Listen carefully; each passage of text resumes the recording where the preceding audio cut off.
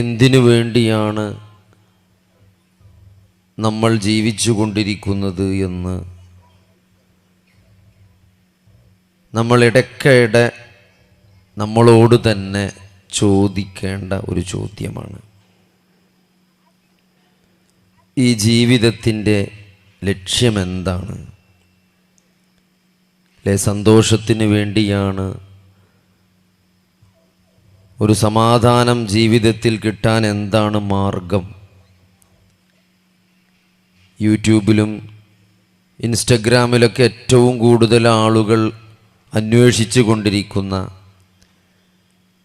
അല്ലെങ്കിൽ കണ്ടുകൊണ്ടിരിക്കുന്ന വീഡിയോകളാണ് ജീവിതത്തിൽ സമാധാനം കിട്ടാൻ, ജീവിതത്തിൽ സന്തോഷം കിട്ടാൻ, ജീവിതം ആസ്വദിക്കാൻ.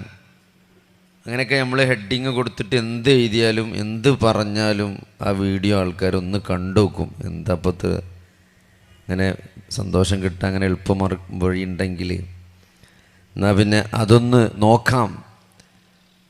അപ്പോൾ ആളുകളെല്ലാം അന്വേഷിക്കുന്നതും ആഗ്രഹിക്കുന്നതൊക്കെ അതാണ്. നമ്മൾ ജീവിതമെന്ന് മനസ്സിലാക്കിയത് തന്നെ ഒരു ചെറിയ ഫ്രെയിമിനുള്ളിൽ ജനനം കൊണ്ട് തുടങ്ങി മരണം കൊണ്ട് അവസാനിക്കുന്ന ഒരു ചെറിയ ഫ്രെയിമിലാണ് നമ്മൾ ജീവിതത്തെ കണ്ടുകൊണ്ടിരിക്കുന്നത്. നല്ലൊരു സത്യവിശ്വാസിയെ സംബന്ധിച്ചിടത്തോളം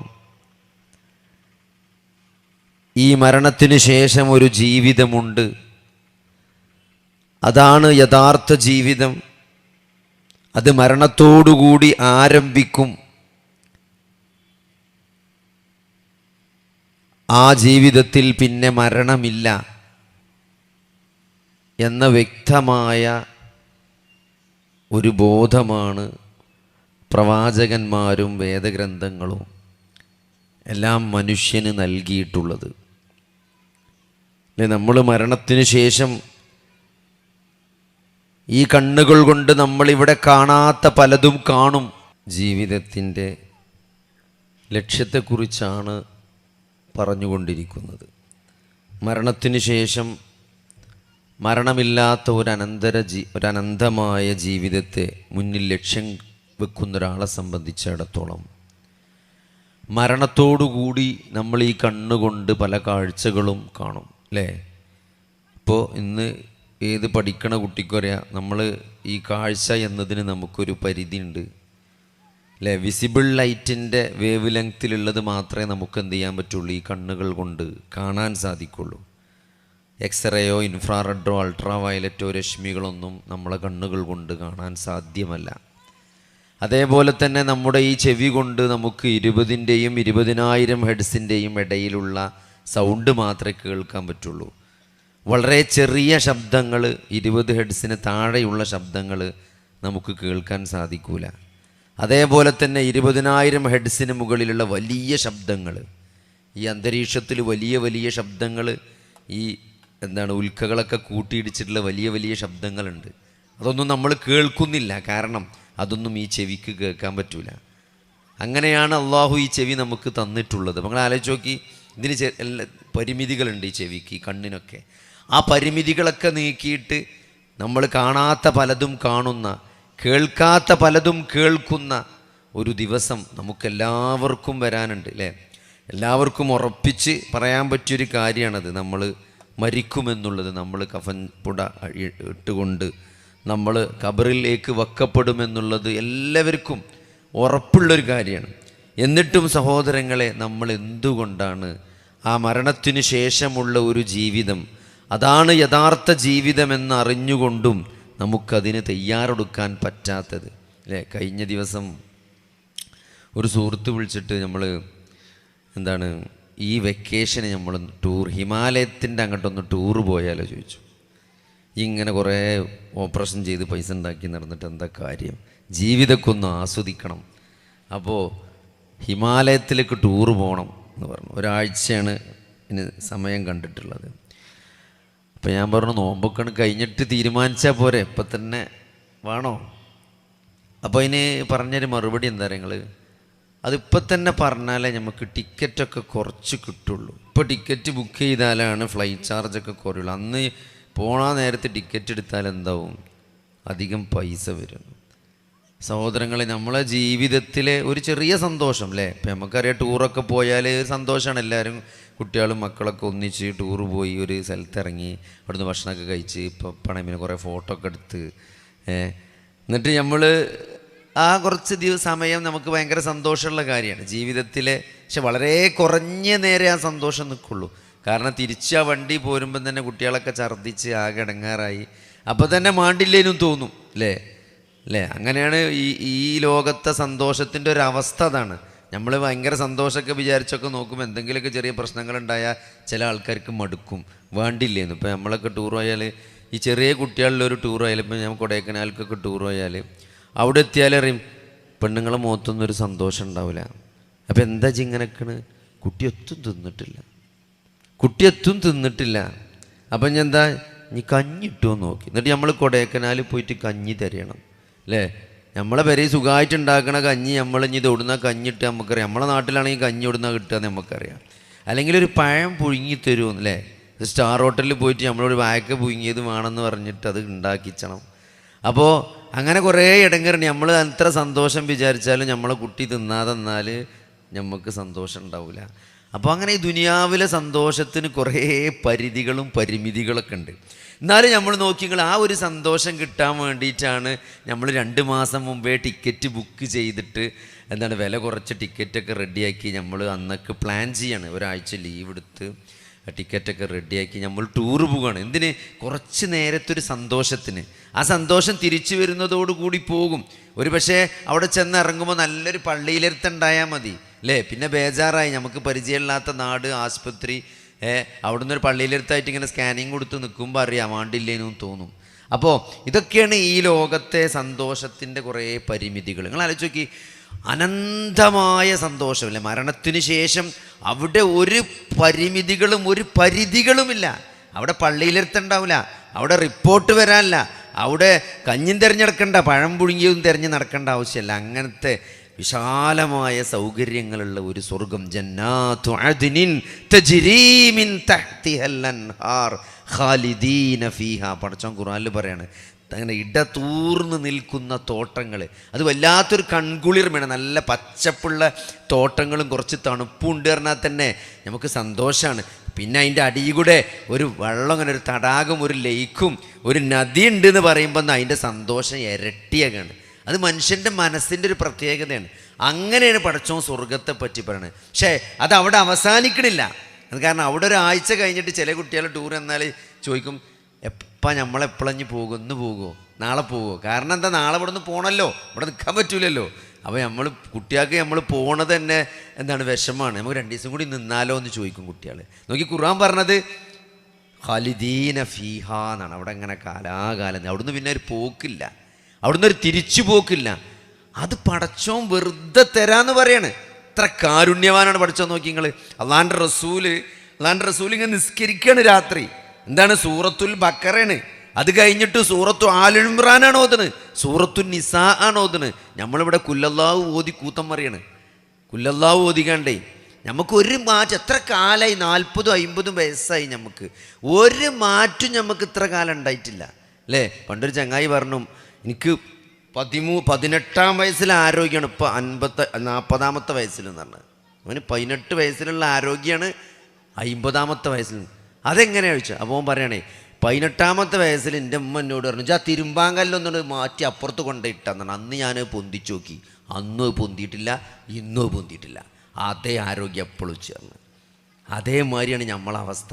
അന്നും നമ്മൾ കുല്ലല്ലാഹുവാണ്, ഇന്നും നമ്മൾ കുല്ലല്ലാഹുവാണ്.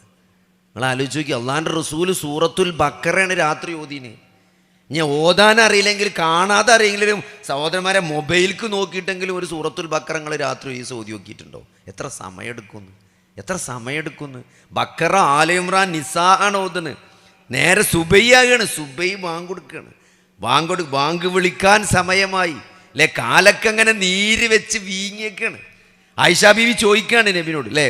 കാരണം ആയിഷാ ബീവിനോട് നബിൻ്റെ മരണശേഷം സഹാബികൾ ചോദിക്കുന്നുണ്ട്, ഉമ്മ നിങ്ങൾക്ക് ഏറ്റവും കൂടുതൽ സന്തോഷമുണ്ടായ സന്ദർഭം ഏതാണ്? നബിൻ്റെ കൂടെ ജീവിച്ചപ്പം ഏറ്റവും കൂടുതൽ സന്തോഷം ഉണ്ടായ സന്ദർഭം ഏതാണെന്ന് ചോദിച്ചപ്പം ആയിഷ ബി പറഞ്ഞ മറുപടി എന്തായിരുന്നു? അള്ളാൻ്റെ റസൂൽ എൻ്റെ അടുത്തേക്ക് വന്നിട്ട് എന്നോട് ചോദിച്ചെന്ത്, ആയിഷ ഞാനിന്നൊന്ന് നിസ്കരിക്കട്ടെ എന്ന്, ഞാനിന്ന് രാത്രി ഒന്ന് ദീർഘനേരം നമസ്കരിക്കട്ടെ എന്ന് എന്നോട് അനുവാദം ചോദിച്ചു. കാരണം ആയിഷാ ബീവിൻ്റെ അടുത്ത് കിടക്കണ ദിവസമാണ്. അപ്പോൾ അന്ന് ആയിഷാ ബീവിക്ക് ഒരു വിഷമം ഉണ്ടാവും, ഇങ്ങനെ നിസ്കരിച്ചാൽ അല്ലേ, മൂപ്പര് അങ്ങനെ നിസ്കരിച്ചാൽ ഒരു വിഷമം ഉണ്ടാവുമല്ലോ. അപ്പോൾ അതുകൊണ്ട് പെർമിഷൻ ചോദിച്ചു, അനുവാദം ചോദിച്ചു. അപ്പോൾ ആയിഷാ ബീവി അനുവാദം കൊടുത്തെങ്കിൽ നിങ്ങൾ നിസ്കരിച്ചോളി. എന്നിട്ട് പറയാണ്, ആ സുബൈ ബാങ്ക് കൊടുക്കാൻ നേരാണ് വരെ നബി നിസ്കരിച്ചാണ്. കാൽമലൊക്കെ നീര് വന്ന് കെട്ടിയിട്ടുണ്ട്. ചോദിക്കണം എന്താണ്? കഴിഞ്ഞുപോയ പാപങ്ങളും വരാനിരിക്കുന്ന പാപങ്ങളും മുഴുവൻ പൊറുക്കപ്പെട്ട മനുഷ്യനാണ് നിങ്ങൾ എന്തിനങ്ങനെയൊക്കെ നിസ്കരിച്ചെന്നാണ് ചോദിച്ചത്. അപ്പോൾ അതിന് നബി പറഞ്ഞൊരു മറുപടി ഉണ്ട്, ഞാനൊരു നന്ദിയുള്ള അടിമയാകേണ്ട ആയിഷ എന്ന് നബി സല്ലല്ലാഹു അലൈഹി വസല്ലമ നമ്മുടെ ഉമ്മാനോട് പറഞ്ഞത്. ഞാൻ നന്ദിയുള്ളൊരു അടിമ ആകേണ്ടതെന്ന്. സഹാബത്ത് ചോദിക്കുന്നുണ്ട്, നമ്മളെ നിസ്കാരം കൊണ്ടും നോമ്പ് കൊണ്ടുമാണോ നമ്മൾ സ്വർഗത്തിൽ പോകുക എന്ന്? അല്ല എന്നാണ് പറഞ്ഞത്. നിങ്ങളെ നിസ്കാരം കൊണ്ടും നിങ്ങളെ നോമ്പ് കൊണ്ടും നിങ്ങളെ ഇബാദത്ത് കൊണ്ടും അല്ല നിങ്ങൾ സ്വർഗത്തിൽ പോണത്. അള്ളാഹുവിൻ്റെ കാരുണ്യം കൊണ്ട് നിങ്ങളെ പൊതിഞ്ഞാലല്ലാതെ നിങ്ങൾ സ്വർഗത്തിൽ പോകൂല എന്നാണ്. അള്ളാഹിൻ്റെ കാരുണ്യമാണ് സഹോദരങ്ങളെ, അതാണ് ഒരാളെ സ്വർഗത്ത് കൊണ്ടാക്കണം, അല്ലെ നമ്മളെ നിസ്കാരം നോമ്പൊന്നല്ല. അപ്പോൾ സഹാബത്ത് നബിനോട് തിരിച്ചു ചോദിക്കാണ്, നബി നിങ്ങളെ കാര്യം അങ്ങനെ തന്നെയാണോന്ന്. ആരാണ് നബി? നേരം വെളുക്കോളം കാലുമ്മ നീര് വരുവോളം രാത്രി നമസ്കരിച്ച് ആ പ്രവാചകൻ പോലും സ്വർഗത്തിൽ പ്രവേശിക്കുന്നത് കർമ്മങ്ങൾ കൊണ്ടല്ല, അള്ളാഹുവിൻ്റെ കാരുണ്യം കൊണ്ട് പൊതിഞ്ഞത് കൊണ്ടാണ് എന്നാണ്. ആ ഒരു കാരുണ്യം, അള്ളാഹുവിൻ്റെ വിശാലമായ കാരുണ്യം, നിങ്ങൾ നോക്കി, പറഞ്ഞാൽ തീരാത്ത പടച്ചോൻ്റെ കാരുണ്യം. അർ-റഹ്മാൻ തന്നെ ഒരു സൂറത്തുണ്ട് ഖുർആൻ, നിങ്ങൾ കേട്ടിക്കണത്. അള്ളാഹുവിൻ്റെ പേരുണ്ട്. നമുക്കൊക്കെ എന്താ പറയുക, അള്ളാന്ന് പറയാൻ തന്നെ പുതിയ കുട്ടികൾക്ക് ഒരു പേടിയാണ്, അല്ലെ ഒരു മടിയാണ്. ബാക്കിയുള്ള മതക്കാരൊക്കെ നിൽക്കുമ്പം അള്ളാന്ന് പറഞ്ഞാൽ അതൊറ്റ വർഗീയമായി പോകുമെന്ന് പറഞ്ഞ് ദൈവം എന്ന് പറയണവരുണ്ട്. സഹോദരങ്ങളെ, അള്ളാന്ന് പറയാൻ ഒരു മടിയും വേണ്ട കേട്ടോ. അള്ളാന്ന് പറയാൻ ഒരു മടിയും വേണ്ട. അള്ളാഹു എന്ന പദം അറബിയിൽ അള്ളാഹു തൻ്റെ പേരായി, ഇസ്മുൽ ജലാല എന്നാ പറയാ. അള്ളാഹു തൻ്റെ പേരായി അള്ളാഹു നമുക്ക് അറിയിച്ചു തന്ന പേരാണ് ഇസ്മുല്ലാഹിൽ അഅ്ളം, അള്ളാഹ് എന്നുള്ളത്. അത് അള്ളാന്ന് അള്ള പറയാൻ ഒരു കാരണമുണ്ട്, വെറുതെ അല്ല. നിങ്ങൾ ലോകത്ത് ഏത് ഭാഷ എടുത്തിട്ടും ദൈവം എന്നൊരു പദം എടുത്താൽ അതിന് സ്ത്രീലിംഗം ഉണ്ടാവും, അതിന് പുല്ലിംഗം ഉണ്ടാവും, അതിന് ബഹുവചനം ഉണ്ടാവും.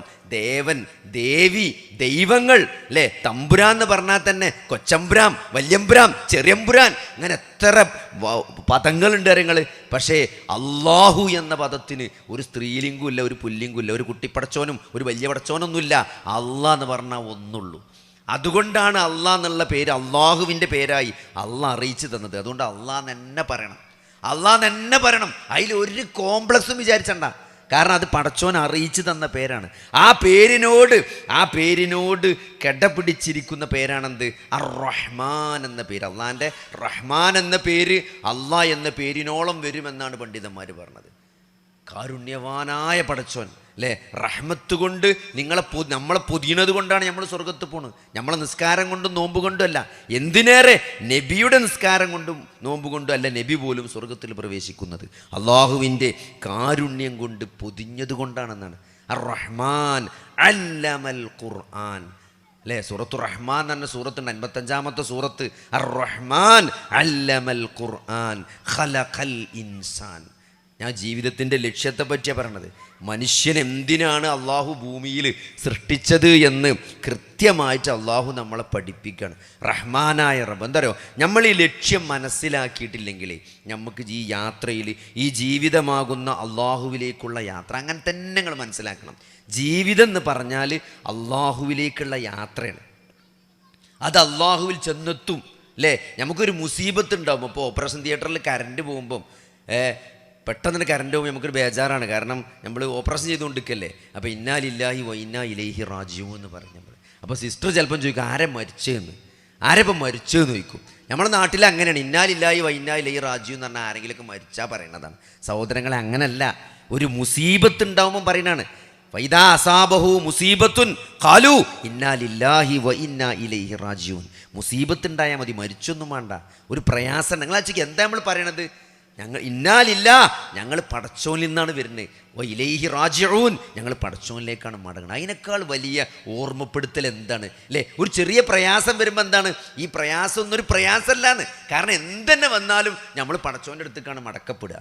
അത് നമ്മളെപ്പോഴും ഓർമ്മിക്കേണ്ട ഒരു പോയിൻ്റാണത്. ഇതൊരു യാത്രയാണ്. ഈ യാത്ര റബ്ബിലേക്കാണ് പോണത്. അതുകൊണ്ട് ജീവിതത്തിൻ്റെ ലക്ഷ്യം നമ്മൾ കൃത്യമായിട്ട് മനസ്സിലാക്കിയിട്ടില്ലെങ്കിലേ വലിയൊരു ദുരന്തം എന്താണെന്ന് ചോദിച്ചാൽ, നമ്മൾ മറ്റു ചില കാര്യങ്ങൾ ജീവിതത്തിൻ്റെ ലക്ഷ്യമായി മനസ്സിലാക്കുന്നുള്ളതാണ്. പടച്ചോൻ പഠിപ്പിച്ച ലക്ഷ്യം അതാ ഞാൻ പറഞ്ഞ അർ-റഹ്മാൻ അല്ലമൽ ഖുർആൻ ഖലഖൽ ഇൻസാൻ. ആ പറഞ്ഞ വാക്കൊക്കെ നോക്കി എത്ര ചേർത്തിട്ടാണ്. മനുഷ്യനെ സൃഷ്ടിച്ചു, ഖുർആൻ പഠിപ്പിച്ചു എന്നാ പറഞ്ഞത്.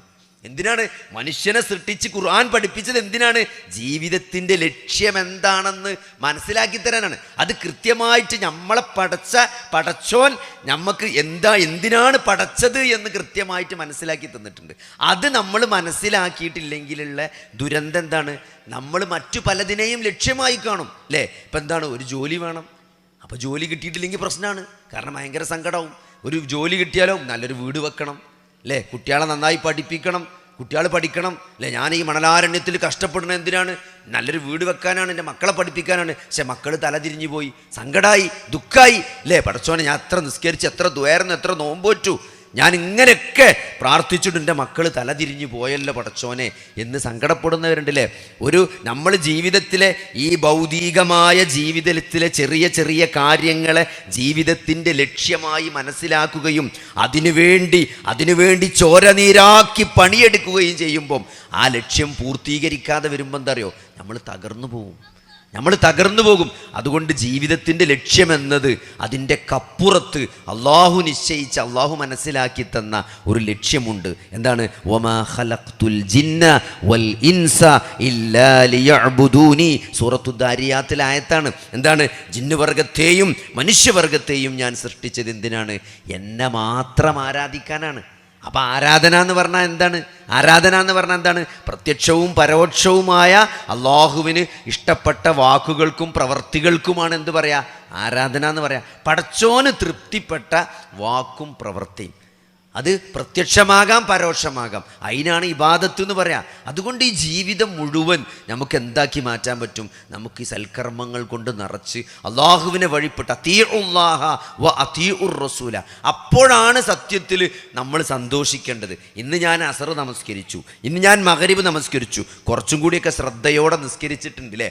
ഫാത്തിഹ ഓതുമ്പോൾ ഞാൻ നന്നായിട്ട് അർത്ഥം അറിഞ്ഞ് ചിന്തിച്ച് നല്ല പരമാവധി ഖുശൂഓടുകൂടിയാണ് ഞാൻ നമസ്കരിച്ചത് എന്ന് നമുക്ക് ആശ്വസിക്കാൻ പറ്റുമെങ്കിൽ അത് വലിയൊരു സന്തോഷമാണ് അല്ലേ? അറഅയ്തല്ലദീ യുകദ്ദിബു ബിദ്ദീൻ.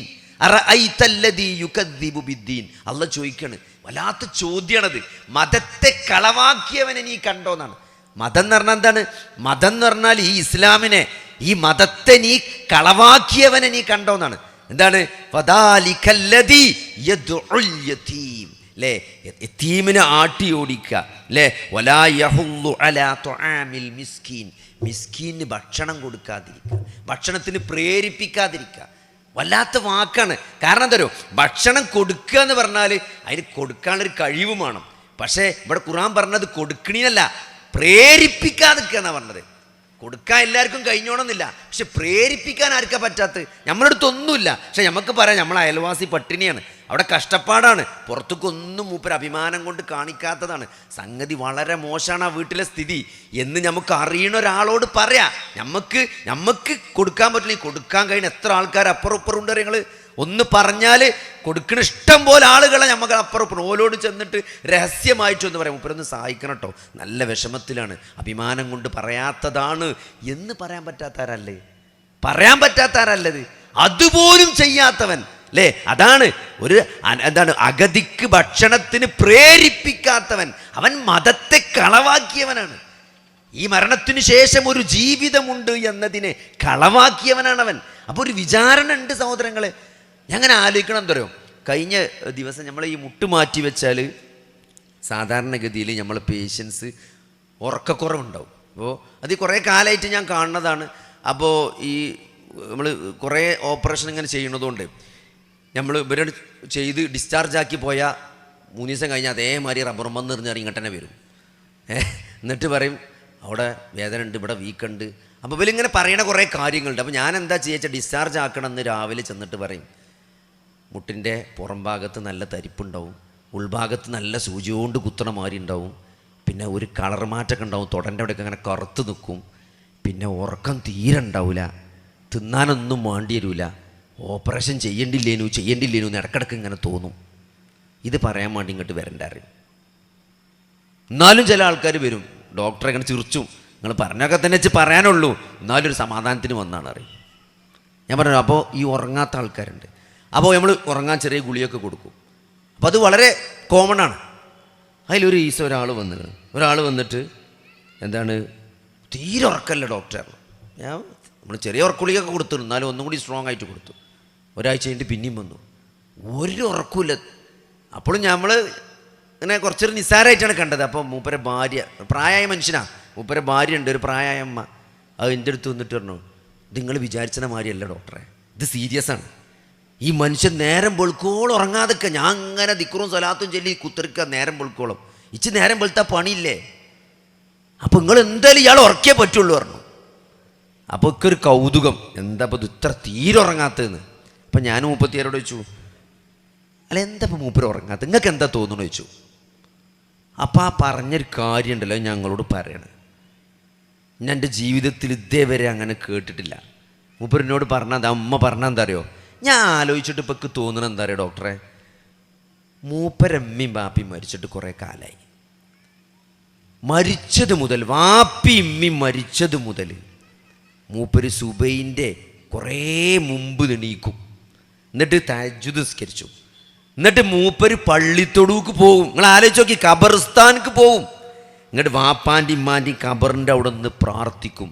എപ്പോൾ? തഹജ്ജുദിൻ്റെ നേരത്ത്, സുബൈൻ്റെ മുമ്പാണ് ഈ പറയണത്. ആ ഖബറിൻ്റെ അവിടെ നിൽക്കുമ്പോഴാണ് സുബയ്യാൻ കൊടുക്കുക. അത് കാലങ്ങളായി ഇയാൾ മുടക്കാത്തൊരു ശീലാണ്. അത് മുടങ്ങിക്കിടക്കുകയാണ് കുറച്ച് ദിവസമായിട്ട്. അതുകൊണ്ടാണ് മൂപ്പര് ഉറങ്ങാത്തത്. മാതാപിതാക്കളെ, വഖളാ റബ്ബുക അല്ലാ തഅബുദു ഇല്ലാ ഇയ്യാഹു വബിൽ വാലിദൈനി ഇഹ്സാന. വിശുദ്ധ ഖുർആന്റെ ആയത്താണ്. ഈ അനുഗ്രഹങ്ങൾ മുഴുവൻ ചെയ്തു തന്ന അല്ലാഹു, പ്രപഞ്ച സൃഷ്ടാവായ കാരുണ്യവാനായ ആ റബ്ബിനെയാണ്, യാ അയ്യുഹന്നാസ്, അല്ലയോ ജനങ്ങളെ, ഉഅ്ബുദൂ റബ്ബക്കും, ആ റബ്ബിനെയാണ് നിങ്ങൾ ആരാധിക്കേണ്ടത്. ആ ആരാധനയിൽ പങ്കു ചേർക്കാൻ പാടില്ല. അത് അല്ലാഹു ഒരിക്കലും പൊറുക്കൂല.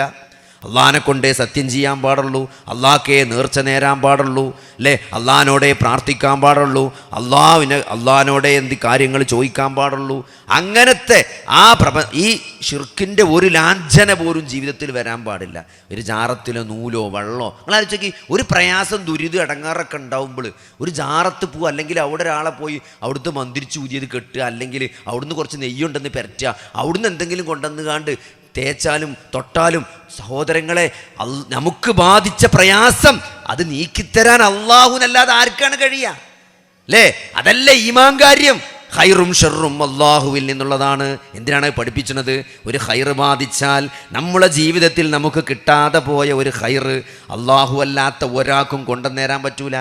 നമ്മളെ ജീവിതത്തിൽ ബാധിച്ച ഒരു ഷർറ് അത് അള്ളാഹ്ക്കല്ലാതെ ഒരാളെ കൊണ്ട് നീക്കം ചെയ്യാൻ കഴിയില്ല. അതുകൊണ്ടാണ് പടച്ചോനോട് പറയണമെന്ന് പറഞ്ഞത്. അത് പടപ്പുകളിലേക്ക് പോകാൻ പാടില്ല. അതാണ് ശിർക്ക് എന്ന് പറഞ്ഞാൽ. അത് പടച്ചോൻ ഒരിക്കലും പൊറുക്കാത്തതാണ്. കാലാകാലം നരകത്ത് പോണ കാര്യമാണ്, സ്വർഗം നിഷിദ്ധമാകണ കാര്യമാണ്. അതാണ് ശിർക്ക്. വഖളാ റബ്ബുക അല്ലാ തഅബുദു ഇല്ലാ ഇയ്യാഹു, അവനെ മാത്രമേ ആരാധിക്കാവൂ എന്ന് പറഞ്ഞിട്ട് പടച്ചോൻ ചേർത്ത് പറയണ കാര്യം എന്താ? നിങ്ങൾ മാതാപിതാക്കൾക്ക് നന്മ ചെയ്യണമെന്ന്. മാതാപിതാക്കൾക്ക് ഈ മനുഷ്യനെ ആലോചിച്ച് നിങ്ങൾ കാലങ്ങളായി ചെയ്തു വരികയാണ് ആളുകൾ. മാതാപിതാക്കൾ എത്ര സ്നേഹിക്കുന്നുണ്ട് സഹോദരങ്ങളെ. അതിനൊക്കെ ഒരു കൂലില്ലേ, അതിനൊക്കെ കൂലി കിട്ടും. അതാ പറഞ്ഞത് മാലിക് യൗമിദ്ദീൻ. നമ്മൾ നിസ്കാരത്തിൽ നിന്ന് മഗ്‌രിബ് നിസ്കരിച്ചപ്പോൾ നിങ്ങൾ പറഞ്ഞില്ലേ മാലിക് യൗമിദ്ദീൻ. എന്താണ് മാലിക് യൗമിദ്ദീൻ എന്ന് പറഞ്ഞാൽ? ഒരു പ്രതിഫലം നൽകുന്ന ദിവസമുണ്ട്, അതിൻ്റെ ഉടമസ്ഥനാണ് റബ്ബേ നീ. അതിൻ്റെ ഉടമസ്ഥനാണ്. 17 വട്ടാണ് നിർബന്ധമായിട്ട് ഒരാൾ പറഞ്ഞുകൊണ്ടിരിക്കുന്നത്. നമ്മളോട് തന്നെ പറയണത് മാലിക് യൗമിദ്ദീൻ ഓർമ്മപ്പെടുത്താണ്. ആര് പ്രതിഫലം നൽകും അയാൾക്ക്? സുബൈൻ്റെ മുമ്പ് അത്ര നേരത്തെ എണീറ്റ് പോയിട്ട് ആ ഖബർസ്ഥാനിൽ പ്രാർത്ഥിക്കുന്ന മാതാപിതാക്കളുടെ ഖബർ സിയാറത്ത് നടത്തി അവർക്ക് വേണ്ടി പ്രാർത്ഥിക്കുന്ന ആ മനുഷ്യന് ആരാണ് പ്രതിഫലം നൽകുക? അതിന് എത്ര കൊടുത്താൽ തീരോ സഹോദരങ്ങളെ? ആളുകൾ നമ്മൾ വിചാരിച്ച മാതിരിയൊന്നുമല്ല. കുറേ നമ്മളെന്താ പറയുക, മാതാപിതാക്കളെ നോക്കണില്ല എന്നപ്പോൾ എല്ലാവരും പറയും. അതൊക്കെ സത്യം തന്നെയാണ്. പക്ഷെ നോക്കണ കുറേ ആൾക്കാർ ഇവിടെ ഉണ്ട്. നമ്മൾ മറ്റേതേ കാണുന്നുള്ളൂ. എൻ്റെ ഒരു സുഹൃത്തുണ്ടല്ലോ, അദ്ദേഹം ഗൾഫിൽ നിന്ന് വന്നൊക്കെയാണ്. അപ്പോൾ കുറേ കാലമായിട്ട് കാണാത്തൊരു മനുഷ്യനാണ്. എന്താ ഇപ്പോൾ നാട്ടിൽ ചോദിച്ചു. ഞാൻ ഇപ്പോൾ തൽക്കാലം നിർത്തി പോകുന്നതാണ്. എന്ത് ചോദിച്ചു?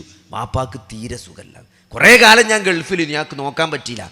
ഇനി നോക്കാൻ എന്നാലേ നഷ്ടപ്പെട്ടു പോകും. അതുകൊണ്ട് പോകുകയാണെങ്കിൽ പോട്ടെ, ജോലി എന്നവസാനിപ്പിച്ച് വന്നതാണ്. ജോലി പോകുകയാണെങ്കിൽ പോട്ടെ, നിർത്തിപ്പോന്നതാണ്. വാപ്പാനെ നോക്കാം. നിങ്ങൾ ആലോചിച്ച് നോക്കണം, വാപ്പാനെ നോക്കാം. എന്നിട്ട് മൂപ്പര് വിഷമം എന്താരോ, വാപ്പ അൽഷിമേഴ്സ് ബാധിച്ച് പറ്റ അന്തല്ലാണ്ട് കിടക്കുകയാണ്. അപ്പോൾ 4 നേരം പാമ്പേഴ്സ് മാറ്റിക്കൊണ്ടിരിക്കുകയാണ്. അപ്പോൾ ചില നേരം പാമ്പേഴ്സ് ഇങ്ങോട്ട് തുറക്കുമ്പോൾ അതിൽ മല ഉണ്ടാവും. അപ്പോൾ സങ്കടമാണ്. എപ്പെട്ടതാണെന്നറിയില്ല, എപ്പോൾ വന്നതാണെന്നറിയില്ല, എത്ര നേരം എൻ്റെ വാപ്പയിൽ കിടന്നു എന്നറിയില്ല. അതിനൊക്കെ കുറ്റം കിട്ടുമെന്നാണ് ചോദിക്കണത്. ആ സങ്കടത്തിന് പോലും അള്ളാഹു പ്രതിഫലം നൽകും സഹോദരങ്ങളെ, അല്ലേ? ആ പാമ്പേഴ്സ് 3-4 നേരം മാറ്റിയിട്ടും അതിലൊരു മലമൂത്ര വിസർജനം കാണുമ്പോഴും എൻ്റെ വാപ്പ പ്രയാസപ്പെട്ടോ എന്ന് സങ്കടപ്പെടുന്ന മക്കൾക്ക് ആ മനസ്സിന് പോലും അള്ളാഹു പ്രതിഫലം നൽകും. ആ സങ്കടത്തിന് പടച്ചോൻ പ്രതിഫലം നൽകും. അതാണ് മാലിക് യൗമിദ്ദീൻ. അതാണ് നമ്മളോട് തന്നെ ഇങ്ങനെ പറയണത് മാലിക് യൗമിദ്ദീൻ എന്നിങ്ങനെ ഓരോ നിസ്കാരത്തിൽ നോക്കി. നിങ്ങൾ ഇന്ന് മഗ്‌രിബിന് 3 വട്ടം പറഞ്ഞു മാലിക് യൗമിദ്ദീൻ.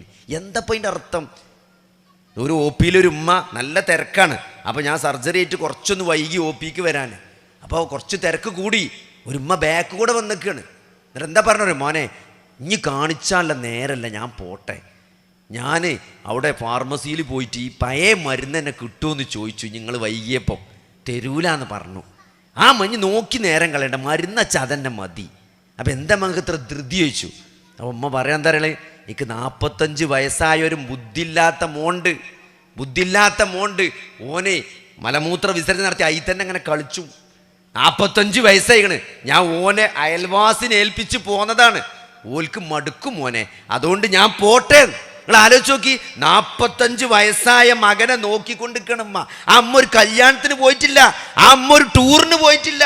ആ അമ്മ ജീവിതത്തില് നമ്മൾ സന്തോഷമായി കാണുന്ന ഒരു സീനിലും ആ അമ്മ ഉണ്ടായിട്ടില്ല. ആ അമ്മ മകനെ നോക്കുകയാണ്. ഞാൻ വെറുതെ ചോദിച്ചു ഉമ്മാനോട്, മങ്ങളെ ഏറ്റവും വലിയൊരു ആഗ്രഹം എന്താ? അമ്മ പറഞ്ഞ മറുപടി എന്താ പറയുക? നിങ്ങള്, എൻ്റെ മകൻ മരിച്ചിട്ടേ ഞാൻ മരിച്ചാൽ പാടുള്ളൂ. അമ്മാന്റെ പ്രാർത്ഥന അതാണ്. എൻ്റെ മോൻ മരിച്ചിട്ടേ പടച്ചോൻ എന്നെ മരിപ്പിച്ചാൽ മതിയെന്ന്. ആ അമ്മക്ക് ആരാ പ്രതിഫലം നൽകുക സഹോദരങ്ങളെ? ആര് പ്രതിഫലം നൽകും? അതാണ് മാലിക് യൗമിദ്ദീൻ. ഇതൊക്കെ വെറുതെ ഇങ്ങനെ ഓതല്ല. ഇതൊക്കെ മദ്രസയിൽ പഠിച്ച് ഉമ്മാൻ്റെ ഒപ്പം കൂത്തം പറഞ്ഞ് നമ്മൾ നിസ്കാരം കൂത്തം പറഞ്ഞ് പഠിച്ചതാണ്. നമ്മൾ കുറെ ഇങ്ങനെ ഉമ്മാനെ നോക്കിയിട്ടും ബാപ്പാനെ നോക്കിയിട്ടൊക്കെ എല്ലാവരും നിസ്കാരം പഠിച്ച അങ്ങനെയാണ് സഹോദരങ്ങളെ. അതൊക്കെ യാന്ത്രികമായി തുടർന്നു പോകരുത്. അതിനൊക്കെ ലക്ഷ്യങ്ങളുണ്ട്. എന്തിനാണ് അള്ളാഹുവോട് ഇങ്ങനെ സംസാരിക്കണത്? എന്താണ് ഈ പറയണത്? എന്താണ് മാലിക് യൗമിദ്ദീൻ? എന്തിനാണത് നമ്മൾ ഓർമ്മപ്പെടുത്തുന്നത്? ഈ മരണത്തിന് ശേഷം, മരണം എന്ന് പറഞ്ഞാൽ ഉറപ്പായ സംഗതിയാണ്. മരിക്കുന്നുള്ളിൽ എന്താ അത്ര സംശയം? മരിച്ചാൽ പിന്നെ ജീവിക്കുന്നുള്ളതാണോ സഹോദരൻ സംശയം? മരിച്ചാൽ പിന്നെ ജീവിക്കുന്നുള്ളതിനാണോ നിങ്ങൾക്ക് സംശയമുള്ളത്? ഒരു സംശയം വേണ്ടട്ടോ. എന്തെങ്കിലും ആലോചിച്ച്, നമ്മൾ ഈമ്പിടുന്ന മാങ്ങൻ്റെ അണ്ടിയും ചക്കക്കുരും പുളിങ്കുരും ഒക്കെ പൊട്ടിമുളച്ച് വേസ്റ്റും കുഞ്ചിന് പോയി നോക്കി, പൊട്ടിമുളച്ചിങ്ങനെ നിൽക്കണത് കാണാൻ, അല്ലേ? ഇത്ര സിമ്പിളായ ഒരു പുളിങ്കുരി മുളക്കുമെങ്കിൽ സഹോദരന്മാരെ, ഒരു മാങ്ങൻ്റെ അണ്ടി മുളക്കുമെങ്കിൽ നമ്മളാവുന്ന അണ്ടി മുളക്കൂലെന്ന് എന്താ നിങ്ങൾക്ക് ഇത്ര തോന്നുന്നത്? മനുഷ്യനെന്താ ഇത്ര സങ്കീർണമായ ജീവി മാത്രം മുളച്ചു വരൂലെന്ന്? വെറും ഈ പുളിങ്കുരു മുളക്കും. പിന്നെ മനുഷ്യൻ മുളക്കാത്ത മുളപ്പിക്കും പടച്ചോം. അതുകൊണ്ട് ഇതിലൊന്നും ഒരു സംശയവും വേണ്ട സഹോദരങ്ങളെ. നമ്മൾ ഇതേമാതിരി നീച്ചു വരുന്ന ആളെ എന്നിട്ട് നല്ലൊരു വിചാരണക്ക് നമ്മൾ സാക്ഷ്യം. അതാണ് മാലിക് യൗമിദ്ദീൻ. അവിടെ ആ ബോധമാണ് ജീവിതത്തെ മുന്നോട്ട് നയിക്കേണ്ടത്. അതാണ് റഹ്മാൻ അല്ലമൽ ഖുർആൻ ഖലഖൽ ഇൻസാൻ. അവൻ മനുഷ്യനെ സൃഷ്ടിച്ചു, ഖുർആൻ പഠിപ്പിച്ചു എന്ന് പറഞ്ഞാൽ എന്തിനാണ്? ഈ ജീവിതത്തിൻ്റെ ലക്ഷ്യത്തെക്കുറിച്ചാണ്. അതുകൊണ്ട് സഹോദരങ്ങളെ, ഇത് നമ്മൾ ഒരിക്കലും മറക്കാൻ പാടില്ല. നമ്മൾ പെരണ്ടാക്കണതോ കുട്ടികൾക്ക് ജോലി കിട്ടണതോ, ഇനി കുട്ടികളെ കെട്ടിച്ചാൻ പറ്റിയില്ലെങ്കിൽ എന്താണ്? ഒന്നും സങ്കടം. ചില ആൾക്കാർ ഇങ്ങനെ പറയും, ഇപ്പോൾ പ്രായത്തി കല്യാണം ഇതുവരെ ശരിയായിട്ടില്ല, എന്താ ഇപ്പോൾ കല്യാണം ശരിയായി കഴിഞ്ഞാൽ നരകത്ത് പോകുന്ന തോന്നുക. അതല്ല, മകളെ കെട്ടിച്ചാലല്ല സഹോദരങ്ങളുടെ ജീവിതത്തിൽ. അതിപ്പോൾ കല്യാണം നടന്നില്ല, ചെമ്മക്കെന്ത് ചെമ്മക്ക് ആലോചിക്കാനല്ലേ പറ്റുള്ളൂ. അത് പടച്ചോൻ്റെ തൗഫീക്ക് വേണ്ടേ? അതൊരു പരീക്ഷണമാണ് വിചാരിക്കണം. അതാണ് ഇതിൻ്റെയൊക്കെ മേലെ ഒരു ജീവിതത്തിനൊരു ലക്ഷ്യമുണ്ട്. യാ അയ്യുഹല്ലദീന ആമനൂ, അല്ലയോ സത്യവിശ്വാസികളെ, ഉദ്ഖുലൂ ഫിസ്സിൽമി കാഫ, നിങ്ങൾ മതത്തിൽ പൂർണ്ണമായി പ്രവേശിക്കണം. നമ്മളെ കുഴപ്പം എന്താ അറിയോ? നമുക്ക് പറ്റിയതൊക്കെ നമ്മൾ എടുക്കുക, പറ്റാത്തതൊന്നും നമുക്ക് വേണ്ട, അല്ലേ? നമുക്ക് നിസ്കരിച്ച് ആ കുഴപ്പമില്ല, അങ്ങനെ ആ നേരത്തെ അങ്ങനെ പോകുമല്ലോ. ഇപ്പോൾ ഒരു 100 സ്കരിച്ചതിന് മുമ്പ്, അല്ല ഒരു ചോറ് കഴിച്ചതിന് മുമ്പ് ഒന്ന് 100 സ്കരിച്ചണം, അല്ലേ? പിന്നെ ചായ അടിച്ചതിന് മുമ്പ് അസർ സ്കരിച്ചണം, പിന്നെ മോന്തിയാകുമ്പോൾ ഒന്ന് പള്ളിക്ക് പോയി എല്ലാവരും കണ്ട് ഭാര്യ സ്കരിച്ചണം. അതിനൊന്നല്ല നിസ്കാരം, അതിനൊന്നല്ല നിസ്കാരം. ജീവിതത്തിനൊരു ലക്ഷ്യമുണ്ട്. അതുകൊണ്ട് നമുക്ക് പറ്റിയതൊക്കെ എടുക്കുക, നമുക്ക് പറ്റാത്തതൊക്കെ എടുക്കാതൊക്കെ. അതല്ല മതം, അതല്ല മതം. യാ അയ്യുഹല്ലദീന ആമനൂ ഉദ്ഖുലൂ ഫിസ്സിൽമി കാഫ, നിങ്ങൾ മതത്തിൽ പൂർണ്ണമായി പ്രവേശിക്കണം. എല്ലാം അല്ലാഹു റസൂൽ എന്ത് പറഞ്ഞോ അതൊക്കെ ദീനാണ്. ആ ദീന് നമ്മൾ ജീവിതത്തിൽ എന്ത് ചെയ്യണം? ജീവിതത്തിൽ ഫോളോ ചെയ്യണം. ഞാൻ ഈമാൻ്റെ മാധുര്യമാണ് നമ്മളെ വിഷയം. അപ്പം അതിന് വഴി തെറ്റിപ്പോകണമെന്നില്ല. ഈമാൻ്റെ മാധുര്യം ആസ്വദിക്കണമെങ്കിൽ സഹോദരങ്ങളെ, നമ്മൾ അതിന് അള്ളാഹുവിൻ്റെ റസൂൽ പറഞ്ഞൊരു കാര്യമുണ്ട്. എന്താണ്? ഈമാൻ്റെ മാധുര്യം ആർക്കും ആസ്വദിക്കാൻ പറ്റുക? അള്ളാഹുവിനെയും റസൂലിനെയും ജീവിതത്തിൽ ഏറ്റവും കൂടുതൽ മറ്റേതിനേക്കാളും നിങ്ങൾക്ക് പ്രിയപ്പെട്ടതാകുന്നത് വരെ നിങ്ങൾക്ക് ഈ ഈമാൻ ആസ്വദിക്കാൻ പറ്റില്ല എന്നാണ്.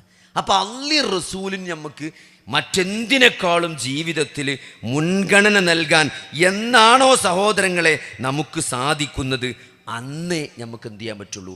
ഈ ജീവിതം ആസ്വദിക്കാൻ പറ്റുള്ളൂ, ഈ ഈമാൻ ആസ്വദിക്കാൻ പറ്റുള്ളൂ, ഈ വിശ്വാസം നമുക്ക് തണലാകുള്ളൂ. ഒരു പ്രയാസം വരുമ്പം അള്ളാഹുവുമായുള്ള ബന്ധം നമുക്ക് തണലാകെ എപ്പോഴേ ഉള്ളൂ? നമ്മൾ ജീവിതത്തിൽ അള്ളാഹുവിനും റസൂലിനും ഏറ്റവും പ്രിയപ്പെട്ടതായി കാണുന്നത് എന്നാണോ അന്ന് മുതലേത് പറ്റുള്ളൂ. അപ്പം ഹലാവത്തുൽ ഈമാൻ, ഈമാൻ്റെ മാധുര്യം ആസ്വദിക്കണമെങ്കിൽ ആദ്യത്തെ നിബന്ധന അതാണ്, അള്ളയും റസൂലും ഏറ്റവും പ്രിയപ്പെട്ടതായി മാറുക എന്നാണ്. അവിടെ നമ്മളോട് തന്നെ ഓർമ്മപ്പെടുത്തേണ്ട ചില കാര്യങ്ങൾ. ഒന്നാമത്തെ എന്താ സഹോദരങ്ങൾ? നമുക്ക് ജീവിതത്തിൽ ചെറിയൊരു സാമ്പത്തിക പ്രയാസം, അല്ലേ? ഒരു ദാരിദ്ര്യം, പട്ടിണി, ഇതൊക്കെയല്ലേ ഏറ്റവും വലിയ പ്രയാസം എന്ന് പറഞ്ഞാൽ എന്താണ്? ഒരാൾക്ക് ദാരിദ്ര്യത്തിൻ്റെ ഏറ്റവും അറ്റെന്ന് പറഞ്ഞാൽ സത്യത്തിൽ എന്താണ്?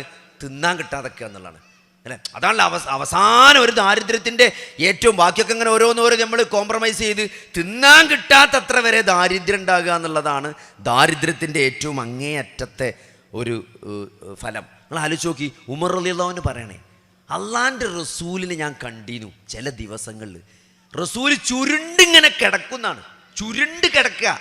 അള്ളാന്റെ റസൂല് ചുരുണ്ട് കിടക്കുന്നതായിട്ട് ഞാൻ കണ്ടിട്ടുണ്ടെന്ന് ഉമർ ബിൻ ഖത്താബ് റളിയല്ലാഹു അൻഹു പറയണേ. എന്നിട്ട് പറയാം, എന്തുകൊണ്ടാണ് നിങ്ങൾ വമാ യജിദു മിനദ്ദഖൽ, ദഖൽ കാരക്ക പോലും വയറ് നിറക്കാൻ കഴിയാത്തത് കൊണ്ട്, ദഖല് ധാരക്ക പോലും വയറ് നിറക്കാൻ കിട്ടാത്തത് കൊണ്ട് അള്ളാന്റെ റസൂല് ചുരുണ്ട് കിടക്കുന്നതായിട്ട് ഞാൻ കണ്ടിട്ടുണ്ട്. ദഖല് എന്ന് പറഞ്ഞാലേ നിങ്ങൾക്ക് മനസ്സിലാക്കാൻ വേണ്ടി പറയാം. അപ്പം ഈ മുന്തിരിൻ്റെ കാലാണ്, ഈ പച്ചമുന്തിരി ഈ ഗുഡ്സിലൊക്കെ റോഡ് സൈഡിൽ ബുക്കുണ്ടാവും. അത് നമ്മൾ 1 കിലോ പെരീക്ക് വാങ്ങിക്കൊണ്ടെന്ന് വെള്ളത്തിലിട്ടാൽ കുറച്ച് കറുത്ത മുന്തിരി ഉണ്ടാവും. എന്ത്? ഒരു പച്ചയിൽ ഇങ്ങനെ കുറച്ച് കറുപ്പ് വന്ന് അങ്ങനെ ചുങ്ങിക്കണ മുന്തിരി, അത് കടിച്ചാലും ഒരു കയ്പേക്കാരം. അത് ആരും അങ്ങനെ എടുത്ത് പൊറുക്കിണ്ട് ഒഴിവാക്കും. ഈത്തപ്പഴത്തിൻ്റെ കൂട്ടത്തിലും അങ്ങനെ കുറച്ച് ഈത്തപ്പഴം, അതിനാണ് ദക്കൽ എന്ന് പറയാം.